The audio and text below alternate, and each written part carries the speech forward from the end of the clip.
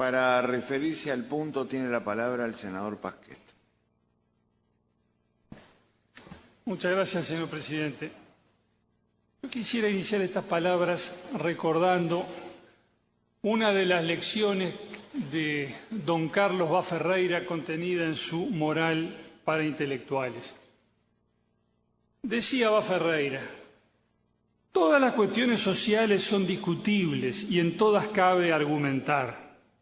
En esos casos, tiendan ustedes a tener confianza, primero en los sentimientos de humanidad, de simpatía y de piedad, y segundo, en las soluciones de libertad. Cuando en un problema de la vida actual se presenten dos soluciones, una de opresión, de prohibición, de imposición y otra de libertad, tiendan a tener confianza en la última.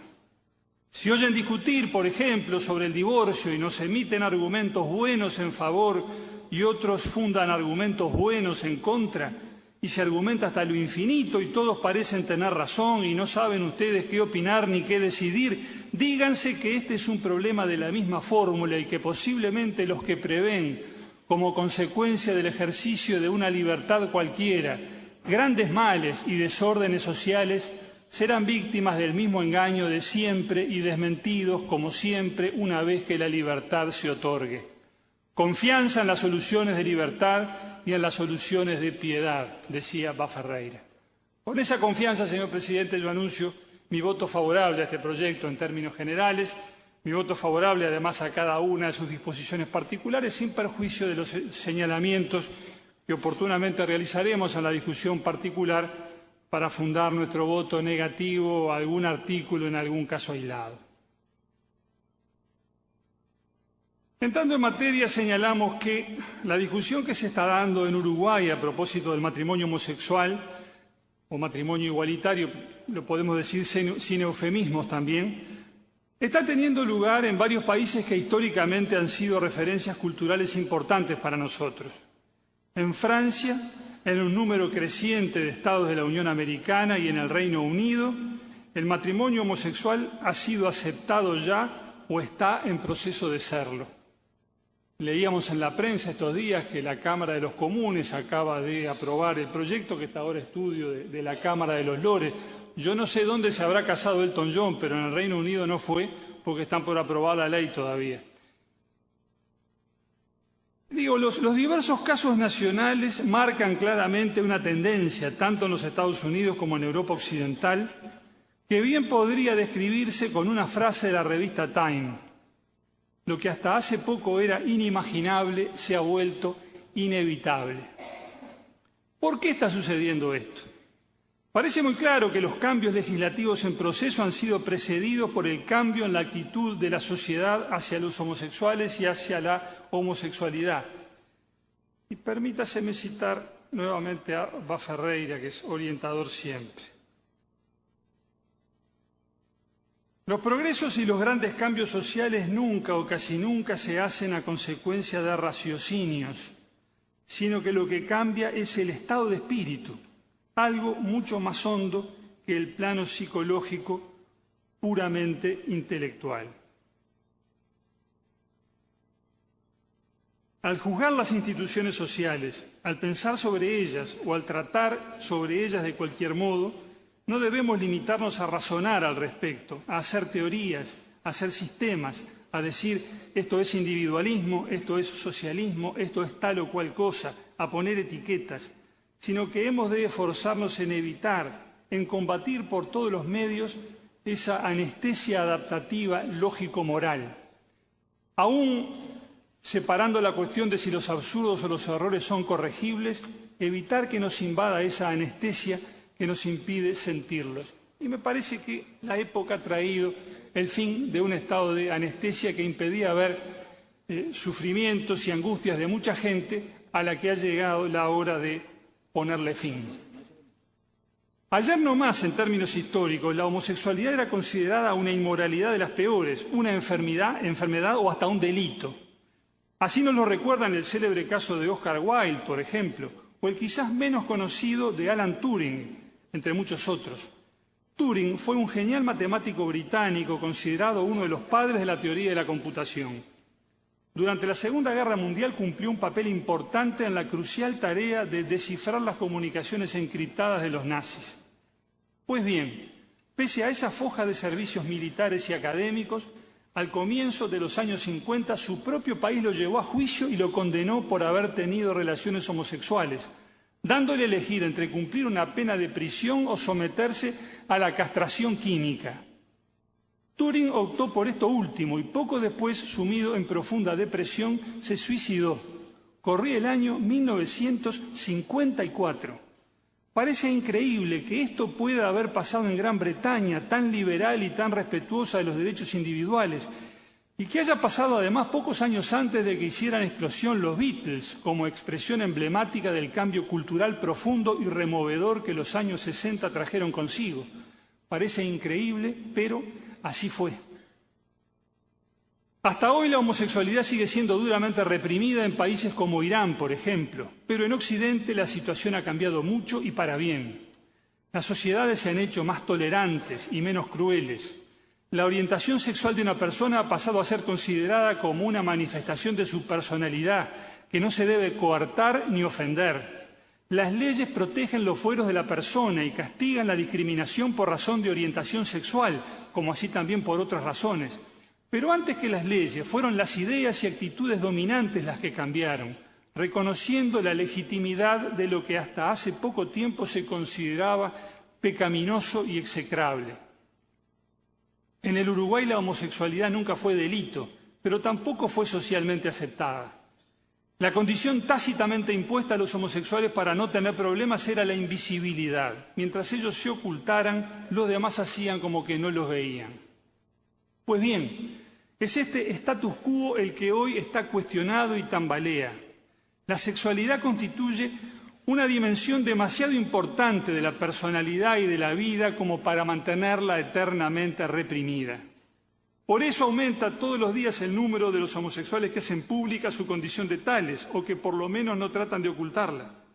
Y la sociedad tiende progresivamente a admitirlo, bien que con matices que van desde la convicción de los más jóvenes, acá el clivaje generacional me parece que es bien claro en este tema, hasta la resignación de los mayores y, por supuesto, el rechazo enconado de los recalcitrantes, que son cada vez menos, pero que también existen. Este cambio de actitud, pensamos nosotros, es francamente positivo. Una mayor tolerancia de la sociedad no solo aumentará la libertad de los homosexuales, también disminuirá su sufrimiento. Y yo subrayo acá esto del sufrimiento porque me parece que no lo podemos soslayar para no caer en esa anestesia contra la cual prevenía Ferreira. Seguramente mucha gente ha sufrido mucho como consecuencia de haber tenido que vivir ocultándose, negando lo que es o acaso peor aún, disfrazándose de lo que no es. ¿Cuántos sentimientos de culpa? ¿Cuántas disputas familiares, cuántas frustraciones vocacionales, profesionales o laborales de esas que amargan la vida se evitarían si pudiésemos todos ser más tolerantes y respetuosos de la manera de ser del prójimo? ¿Cuántos sufrimientos y hasta cuántos suicidios o tentativas de suicidio, particularmente en adolescentes y jóvenes, señor presidente, podrían evitarse con mayor tolerancia? Al cesar la invisibilidad de los homosexuales aparece la necesidad de que sus relaciones de pareja sean reguladas por el derecho y se plantea la disyuntiva entre incluirlos en el matrimonio o crear para ellos un régimen especial. La segunda alternativa, es decir, el régimen especial denominado, por ejemplo, unión civil o algo por el estilo, me pareció a mí hasta hace un tiempo la preferible, lo declaro. Tiene la ventaja de ofrecer a las parejas homosexuales el amparo del derecho sin modificar para ello una institución milenaria que constituye el mejor marco posible para traer hijos al mundo, para criarlos y para educarlos. Lo que a mí me hizo cambiar de idea y apoyar la propuesta del matrimonio igualitario fue la comprensión de que lo que las parejas homosexuales reclaman no es solamente una solución técnica para sus problemas jurídicos, sino también y fundamentalmente el reconocimiento social expresado a través de la ley de la legitimidad de su condición de homosexuales y de su unión como tales. En último análisis, lo que se reclama es el reconocimiento de que la dignidad de la persona es la misma para todos los individuos de la especie humana y no aumenta ni disminuye en función de la orientación sexual de cada uno, así como no varía tampoco en función de la nacionalidad, el color de la piel o el credo religioso del sujeto de que se trate.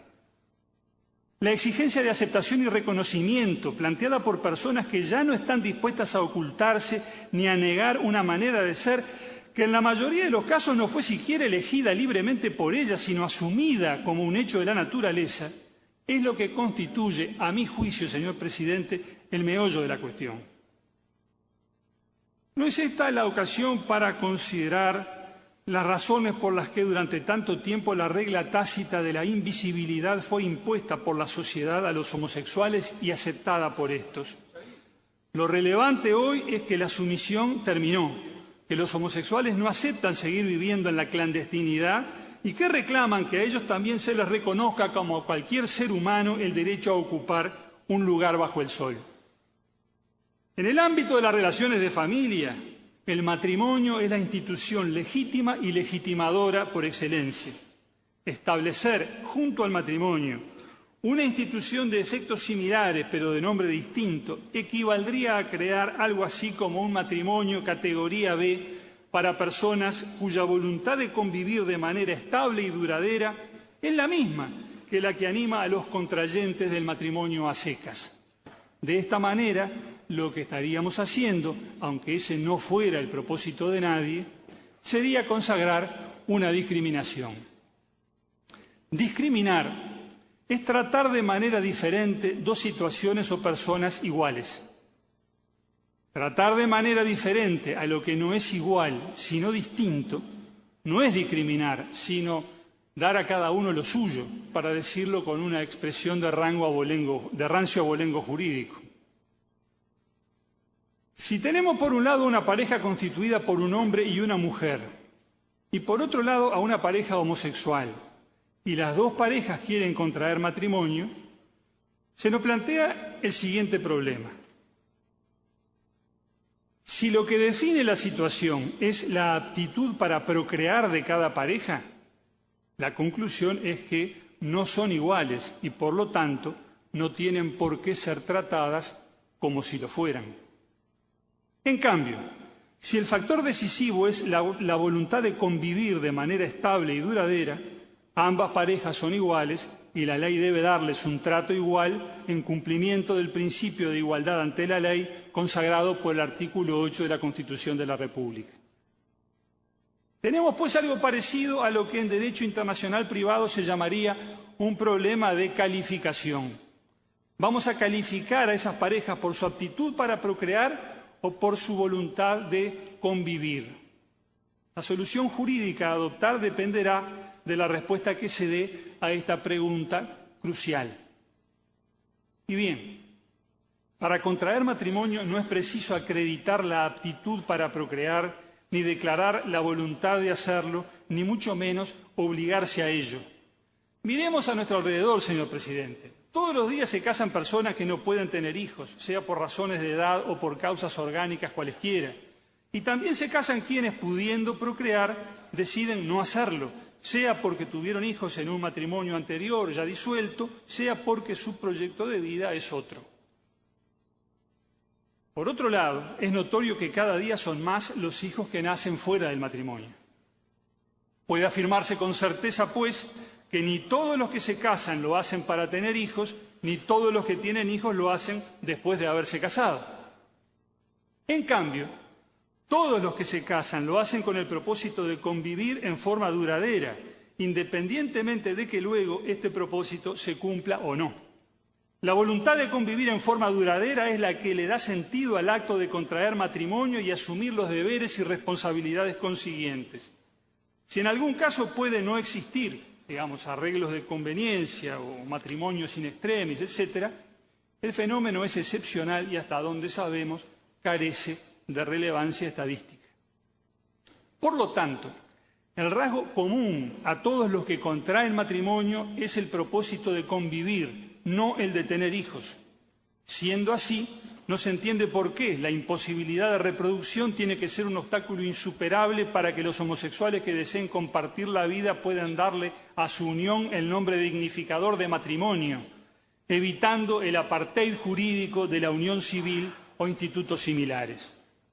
No se justifica negarle la posibilidad de casarse a quienes quieren vivir de consumo aunque no puedan procrear, y hacerlo constituiría una forma de discriminación lesiva del principio de igualdad consagrado por el artículo 8 de la Constitución. Un argumento que se ha utilizado mucho estos días en contra de la admisión en nuestro derecho del matrimonio igualitario o matrimonio homosexual es el de que de esa manera estaríamos contrariando el orden natural, entre comillas, que solo contempla la unión de hombre y mujer. Y bien, señor presidente, contra la naturaleza propiamente dicha, nada podemos los legisladores. Aunque una ley votada por la totalidad de los miembros de la Asamblea General diga que una pareja homosexual puede procrear, el hecho no se producirá. Pero una cosa es la naturaleza y otra el llamado orden natural. El orden es siempre humano, social, histórico y por lo tanto variable, aunque se le llame natural para afirmar de esa manera, con ese calificativo, que está de acuerdo con las creencias, principios y valores de quien así lo denomina, para afirmar que ese orden es legítimo y que además es inmutable. Los hombres siempre nos hemos rebelado contra nuestra condición de mortales, proclamando la eternidad de nuestras obras, de los órdenes que vamos construyendo a través de la historia. El tiempo, empero, se burla de tales pretensiones.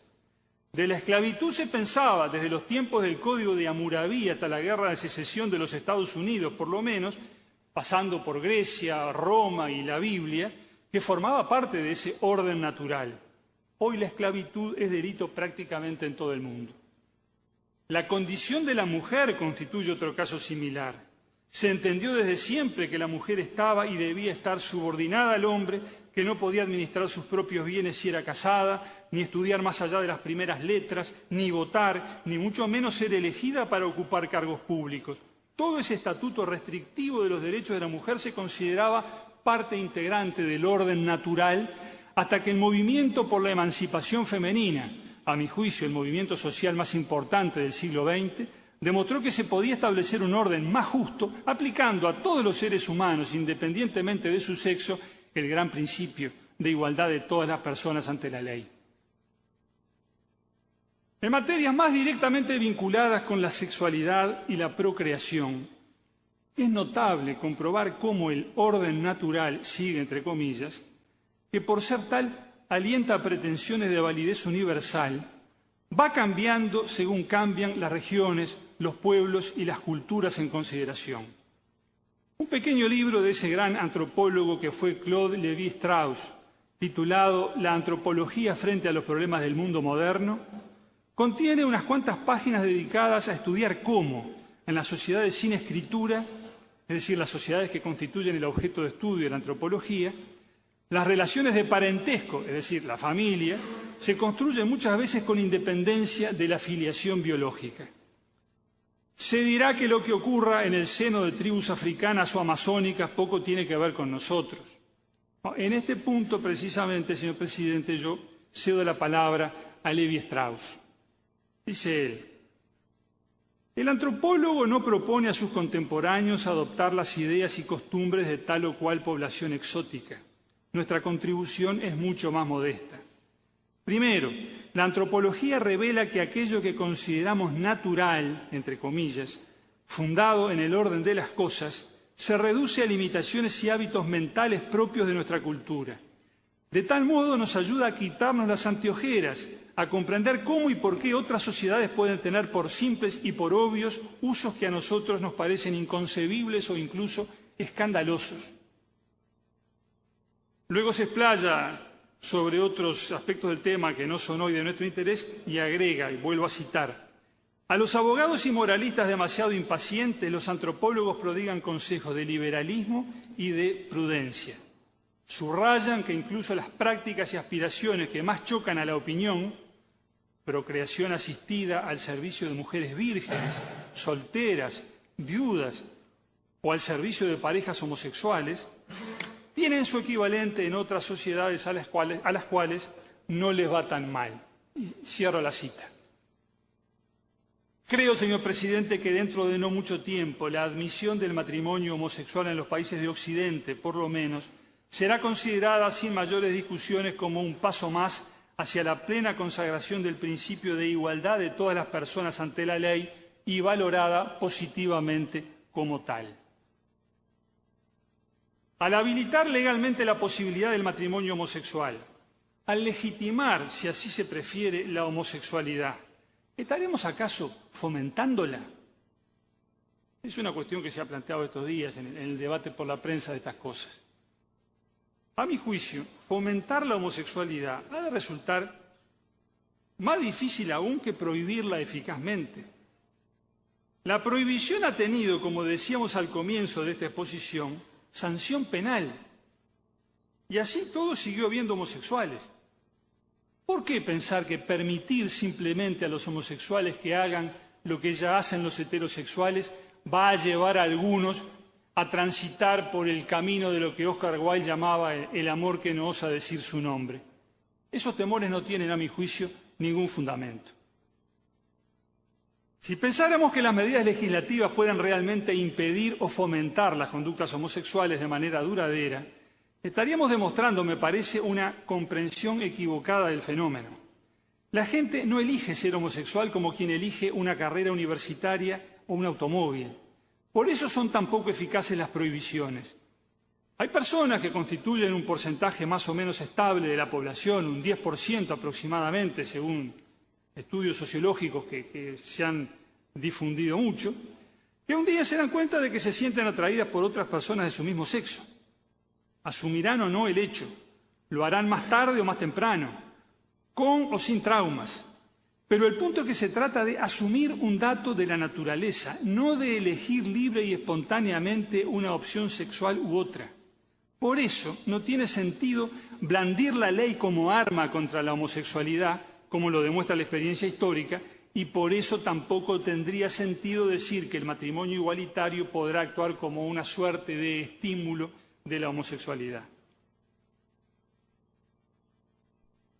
Confieso que no llego siquiera a entender otro argumento que se ha usado estos días en contra del matrimonio igualitario, atribuyéndole el efecto de oscurecer o desvalorizar a la familia y a la institución matrimonial. Me imagino que algo así se habrá dicho también del divorcio. Admitir la disolubilidad del vínculo matrimonial habrá sido visto como una degradación de ese vínculo que habrá escandalizado a algún sector de la población.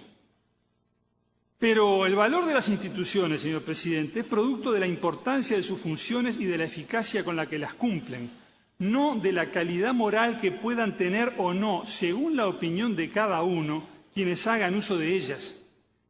El instituto del sufragio, piedra basal de la democracia, no se oscurece porque junto a los que votan lo que a mí me parece que hay que votar, lo hagan también los que votan por otras ideas o por otros candidatos. La enseñanza pública está abierta a todos y no pierde valor porque a sus aulas acudan personas de distintas clases sociales, de distinto color de piel o de diversa orientación sexual. Las instituciones de una sociedad democrática no se reservan el derecho de admisión, porque todas las personas son iguales ante la ley y mientras cumplan con ella, todas tienen derecho a acogerse a sus disposiciones.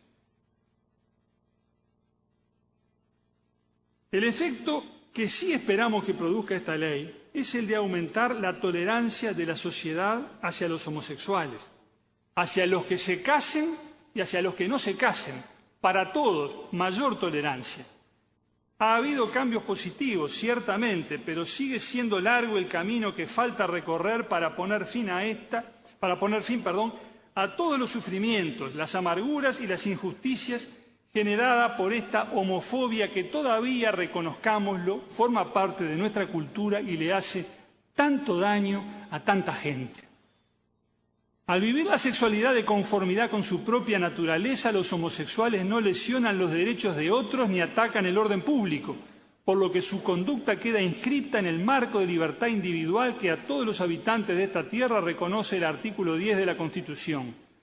Esas personas tienen derecho, como todas, a ser protegidas por el Estado en el goce de sus derechos fundamentales, entre los que se cuenta el derecho a la igualdad ante la ley. Y tienen derecho también a algo tan elemental y necesario para la vivencia de la propia dignidad, como lo es el respeto de los demás. En definitiva, a mi juicio, de eso se trata.